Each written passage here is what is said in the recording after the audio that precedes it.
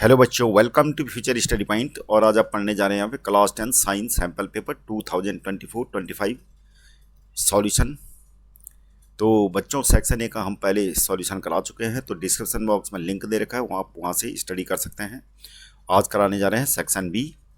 तो section B जो है क्वेश्चन नंबर 21 से लेकर क्वेश्चन नंबर 26 तक है, जो वेरी शॉर्ट आंसर क्वेश्चन हैं 2 मार्क्स के। तो यहाँ पर पहला मतलब कि क्वेश्चन नंबर 21 है, identify type of each of the following reaction stating the reason for your answers.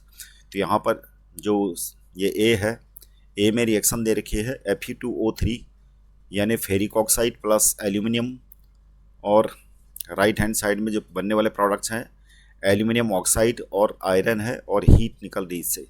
तो जहाँ पर हीट निकल रही इसका मतलब क्या है, एक्जोथर्मिक रिएक्शंस।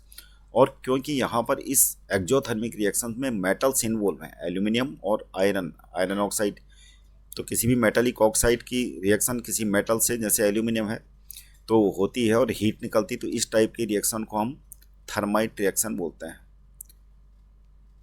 तो एक ऐसी एक्जोथर्मिक रिएक्शन जिसमें मेटल भी इन्वॉल्व है उसको थर्माइट रिएक्शन कहते हैं। थर्माइट भी बोल सकते हो आपको, इसको एक्जोथर्मिक भी बोल सकते हो, तो एक्जोथर्मिक भी हो सकती है। और दूसरी चीज़ क्या हो सकती है कि यहाँ पर फेरिक ऑक्साइड यहाँ पे क्या है, रिड्यूस्ड हो रहा है किसमें, आयरन में। तो यहाँ पर ऑक्सीजन का क्योंकि लॉस हो रहा है, और यहाँ पे एल्यूमिनियम दूसरा प्रोडक्ट क्या है, ऑक्सीडाइज्ड हो रहा है। एक जो है, एक में ऑक्सीजन का लॉस हो रहा है, वो रिड्यूस हो रहा है, और एल्यूमिनियम में यहाँ पे ऑक्सीजन का गेन हो रहा है। तो इसका मतलब एल्यूमिनियम ये जो है ये ऑक्सीडाइज हो रहा है एल्यूमिनियम, और फेरिक ऑक्साइड किस में रिड्यूस हो गया, आयरन में। तो ये क्या होगी, एक रिडॉक्स रिएक्शन भी होगी। तो आपको ऐसे करके लिख लेना है जो भी पॉसिबल है। Thermite reaction, exothermic, redox reaction, इन तीनों में से अब कम से कम एक्जोथर्मिक रिडॉक्स रिएक्शन लिखना जरूरी है, थर्माइट ना भी लिखोगे चलेगा। अब है दूसरा बी वाला इक्वेशन है, lead nitrate plus potassium iodide and lead iodide और पोटेशियम नाइट्रेट। तो लेड नाइट्रेट का ये पॉजिटिव वाला हिस्सा है, तो ये किससे इंटरेक्ट करेगा, आई के साथ इंटरेक्ट करके क्या बना रहा है, पोटेशियम आयोडाइड। और जो पोटेशियम आयोडाइड का पॉजिटिव वाला हिस्सा है पोटेशियम, वो इस नेगेटिव वाले के साथ इंटरेक्ट करके क्या बना रहा है, पोटेशियम नाइट्रेट।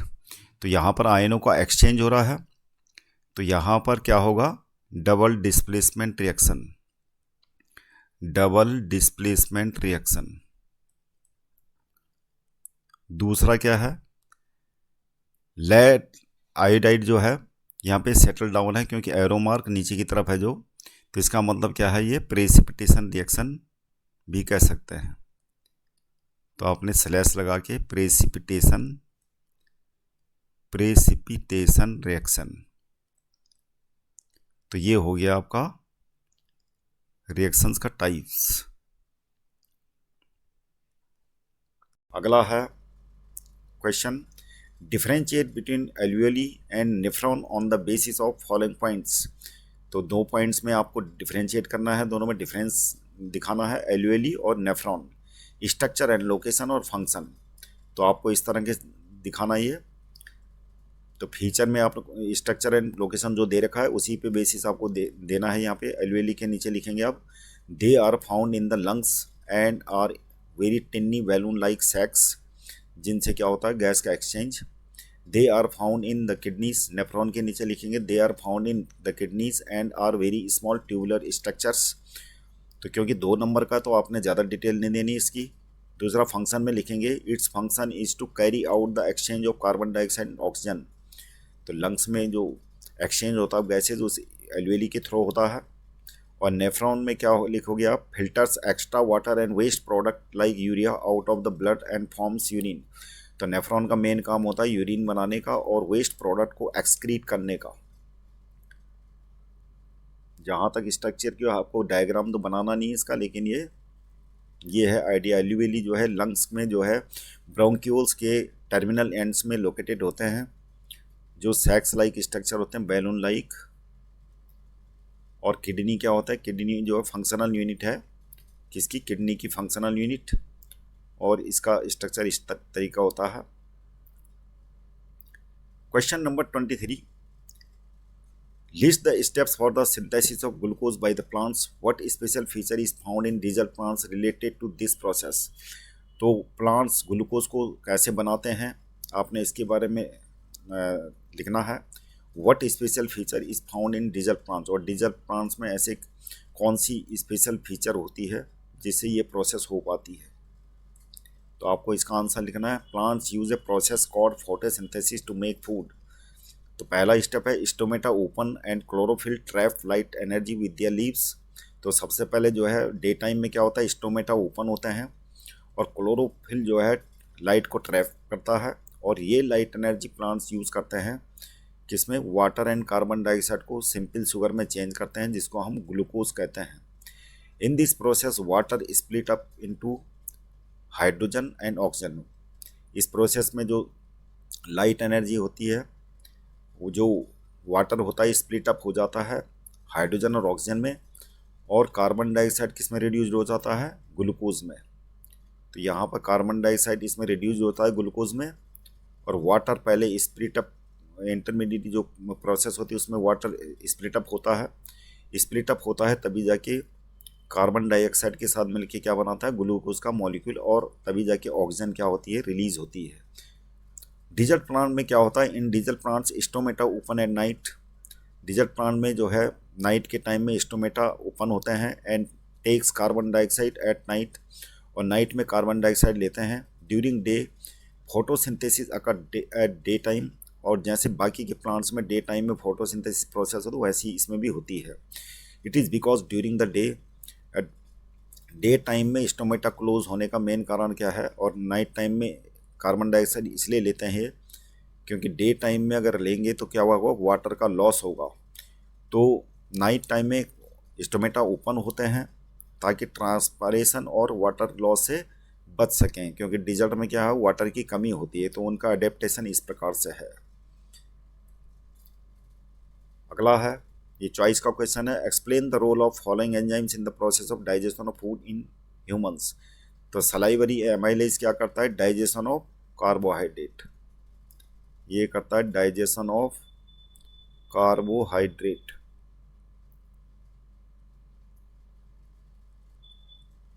पेप्सिन क्या करता है, स्टमक में डाइजेशन ऑफ प्रोटीन करता है इन स्टमक।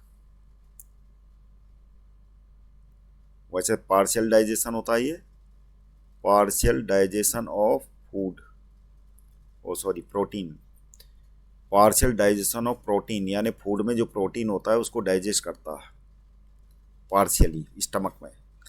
और ट्रिप्सिन क्या करता है, ये इंटेस्टाइन में, ये किससे, पैंक्रियास से रिलीज होता है, सीक्रेट होता है, और इंटेस्टाइन में जो डाइजेस्ट करता है, जो फूड स्टमक से पास आउट होता है उसमें जो बचा हुआ प्रोटीन होता है उसको डाइजेस्ट करता है।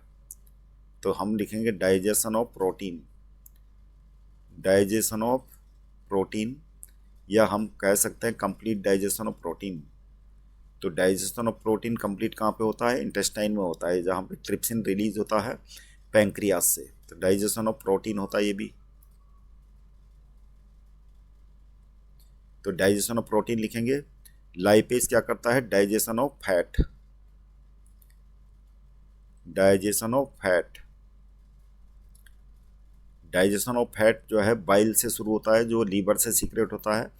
तो वो जो लार्जर ग्लोब्यूल्स होते हैं फैट के, जो एमल्सिफाई करता है बाइल्स, और उसके बाद जो एमल्सिफाइड फैट होता है उसको डाइजेस्ट करता है कौन, लाइपेज।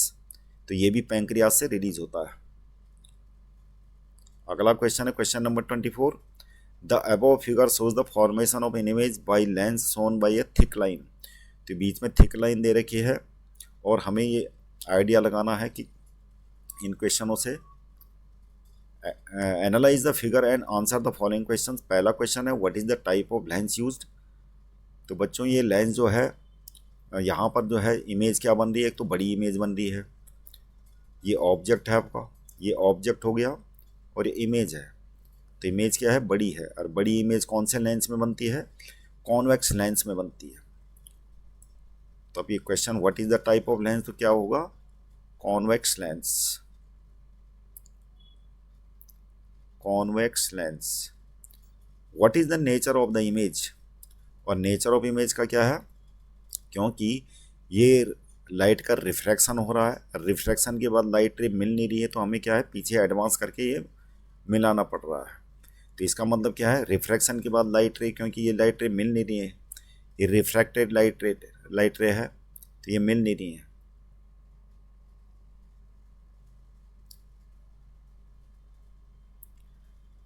तो रिफ्रैक्शन के बाद क्योंकि लाइट रे मिल नहीं रही है, इसलिए जो है ये पीछे एडवांस करके ये लाइनें हमें डॉटेड लाइन में मिलाना पड़ रहा है। तो इसलिए क्या है, ये इमेज वर्चुअल इमेज होगी। तो what is the nature of image, virtual image. एक तो वर्चुअल है और दूसरी erected, virtual and erected. Virtual, erected और लार्ज भी लिख सकते हैं, इनलार्ज्ड, इनलार्ज्ड है। सी वाले पार्ट में हमें पूछ रहा है if the image is found at A distance of 30 centimetre from the lens.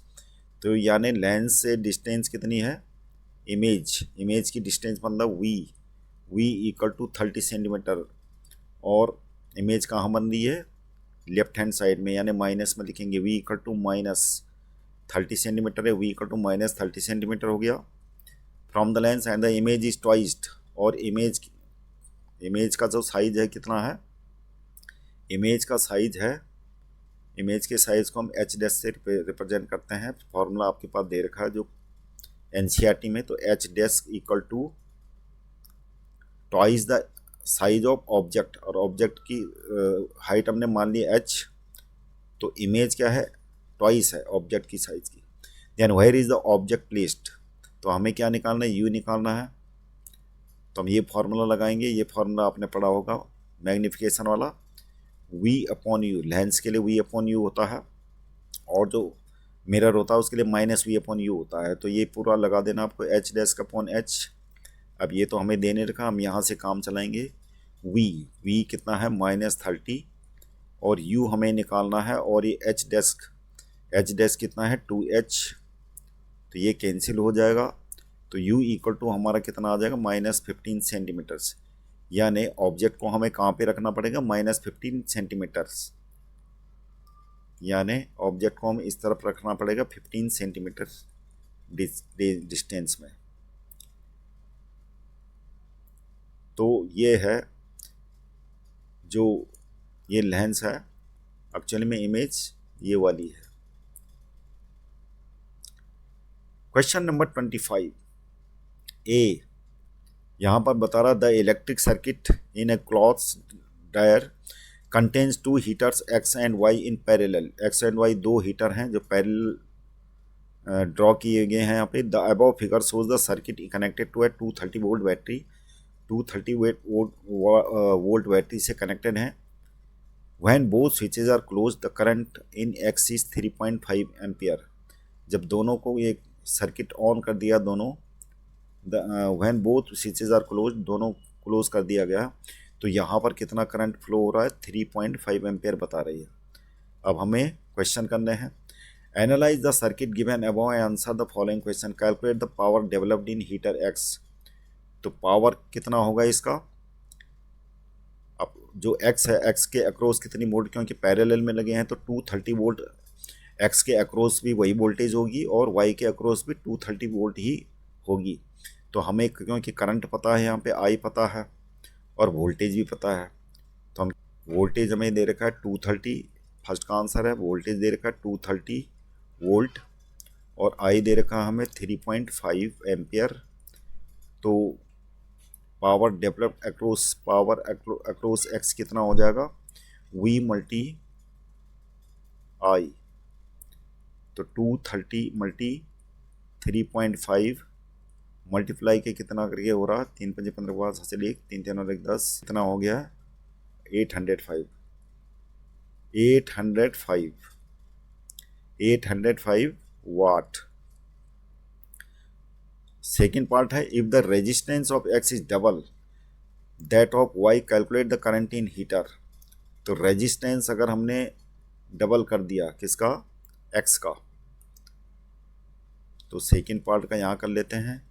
Resistance अगर क्या कर दिया, x का डबल है, यानी इसका r है तो इसका 2r है, तो क्या होगा, और वोल्टेज क्या है, सेम है, और तो हमें निकालना है that Y, calculate the current in heater Y, तो करंट कितना होगा वो निकालना है। तो क्या होगा इसका आंसर, यहाँ पर जो V equal to I square R है, तो रेजिस्टेंस और उसमें क्या रिलेशन होता है, करंट का रिलेशन क्या होगा, वोल्टेज सेम है, तो करंट का रिलेशन क्या होगा, अगर यहाँ पर रेजिस्टेंस का कंपेयर करें, वोल्टेज सेम है, तो करंट किस रिलेशन में होगा, वोल्टेज सेम है, तो इसमें करंट मान लिया I1R है, और इसमें करंट मतलब कि वोल्टेज और रिलेशन क्या हो जाएगा, इसमें ये होगा, और इसमें क्या है, इसमें V इक्वल टू I2, और इसमें कर दें ये 2R हो गया, तो दोनों के बीच में रिलेशन क्या हो जाएगा, यहाँ पर हो जाएगा I1 अपॉन ये हो जाएगा R, तो I1 multi 2R upon I2 multi R equal to क्या हो जाएगा 1, और R से R कैंसिल, और I1 हमें कितना दे रखा 3.5, तो 3.5 मल्टी 2 करके क्या हो जाएगा 7 अपॉन I2 1, तो I2 कितना हो जाएगा 7 आ जाएगा, 7 एम्पियर करंट आ जाएगा, तो कितना होगा इसमें वाई में करंट फ्लो होने वाला 7 एम्पियर आ जाएगा आंसर।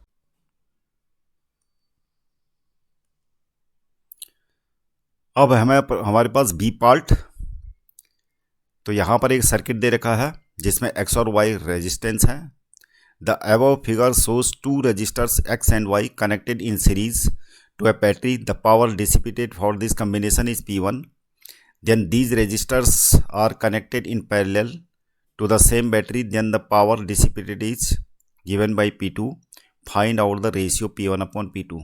तो P1 क्या है, सबसे पहले तो सीरीज में जो रजिस्टर्स कनेक्टेड हैं इसका टोटल रेजिस्टेंस मान लेते हैं RS, तो क्या हो जाएगा R plus 2R equal to 3R, और पावर डिसिपेटेड सीरीज में क्या होगी, फार्मूला क्या होता है, P1 equal to I square, I हमें करंट दे रखा है, और R रेजिस्टेंस कितना हो गया 3R टोटल, तो ये तो हो गई P1।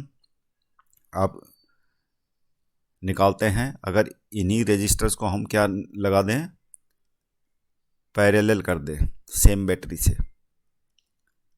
दोनों रजिस्टर को हमने पैरेलल कर दिया, तो अब जो है नेट रेजिस्टेंस कितना होगा, मान लिया ये क्या है RX और ये RY, तो RY तो कितना है हमारे पास 2R, RX कितना है R, तो पैरेलल कम्बिनेशन में नेट रेजिस्टेंस कितना हो जाएगा, RP मान लेते हैं नेट रेजिस्टेंस पैरेलल में, 1 अपॉन ये हो जाएगा RX यानी R प्लस 1 अपॉन में 2R, तो नेट रेजिस्टेंस हमारे पास हो जाएगा 3 upon 2R equal to 1 upon RP। RP हो गया हमारा कितना 2R अपॉन 3। अब निकाल देते हैं P2 कितना हो जाएगा, P2 इक्वल टू हो जाएगा I, करंट तो सेम है, और मल्टीप्लाई रेजिस्टेंस, यानी रेजिस्टेंस अब कितना है पैरेलल में 2R अपॉन 3। अब P1 अपॉन P2 कितना हो जाएगा, P1 अपॉन P2 हो जाएगा हमारा, P1 है हमारा आई स्क्वायर मल्टी 3R अपॉन में आई स्क्वायर मल्टी 2R अपॉन 3, ये R से R कैंसिल, आई स्क्वायर से आई स्क्वायर कैंसिल, 3 ऊपर आ जाएगा, तो कितना हो गया 9 अपॉन 2, तो कितना रेशियो आ गया 9:2। अगला क्वेश्चन है question number 26, the cartoon below addresses a growing concern, तो यहाँ पर पेस्टिसाइड छिड़क रहा है कोई फार्मर खेत में। What impact will the process shown in the image have an humans if they occupy the last trophic levels. अब यहाँ पे हो क्या रहा कि ये पेस्टिसाइड छिड़की जा रही है खेत में, प्लांट्स में, और यहाँ से बह के, बारिश के पानी से बह के कहाँ चले जा रहे हैं, पॉन्ड में चले जा रहा है, जहाँ पे क्या करेंगी, फिश इस केमिकल्स को अंदर करेंगी, मतलब कि खाएंगी, तो फिश के अंदर केमिकल्स जाएगा। तो इसका एक्सप्लेनेशन आपको ग्रोइंग कंसर्न दिखाना कि किसके बारे में है। तो यहाँ पर आप इसका आंसर ऐसे दे सकते हो, पेस्टिसाइड्स क्या होते हैं, नॉन बायोडिग्रेडेबल सब्सटेंस होते हैं, keep getting accumulated at each trophic level, और जैसे जैसे ट्रॉफिक लेवल आगे बढ़ेगा तो इनका कंसंट्रेशन क्या होगा, हायर होता जाएगा, एंड परसिस्ट फॉर, इस तरह से लॉन्गर टाइम तक परसिस्ट होंगे, and this last trophic level has the highest concentration. इसीलिए humans will have the highest concentration of pesticides lead to biomagnification. तो इस प्रोसेस को क्या बोलते हैं, बायोमैग्निफिकेशन, जिसमें हायर ट्रॉफिक लेवल में क्या होता है, केमिकल्स का कंसंट्रेशन बढ़ता रहेगा। तो बच्चों एक्चुअली में होता ऐसा है कि जैसे प्लांट्स है, तो प्लांट्स में जो पेस्टिसाइड्स हैं, थोड़ा बहुत प्लांट्स में जो फ्रूट्स लगेंगे या सीड्स लगेंगे उसमें भी जाएगा केमिकल्स, और इन सीड्स को मान लिया, सपोज करो कि किसने खा लिया, हैन ने खा लिया, और यहाँ से बारिश के पानी में कहाँ चलेगी फिश, पॉन्ड में भी चली गई। तो पॉन्ड में फिश ने भी क्या, केमिकल्स को, पेस्टिसाइड उनके अंदर जाएगी, और छोटी फिश को खा के बड़ी फिश में क्या होगा, कंसंट्रेशन उसका बढ़ता रहेगा। तो अब यहाँ पर मान लिया ह्यूमन है, तो ह्यूमन ने यहाँ पे हैन भी खाई, यहाँ से भी केमिकल्स उसके अंदर गया, और फिश से छोटी फिश भी खाई, बड़ी फिश भी खाई, तो ह्यूमंस में क्या होगा, कंसंट्रेशन इसका क्या होगा, ज़्यादा होगा। इसी को हम क्या बोलते हैं, बायोमैग्निफिकेशन। तो बच्चों ऐसी वीडियो देखने के लिए चैनल को सब्सक्राइब कीजिएगा। अगला कराएंगे हम साइंस सेक्शन सी, तो चैनल को सब्सक्राइब करके रखिएगा, आपको नोटिफिकेशन तभी मिल पाएगा। Thank you very much for seeing this video.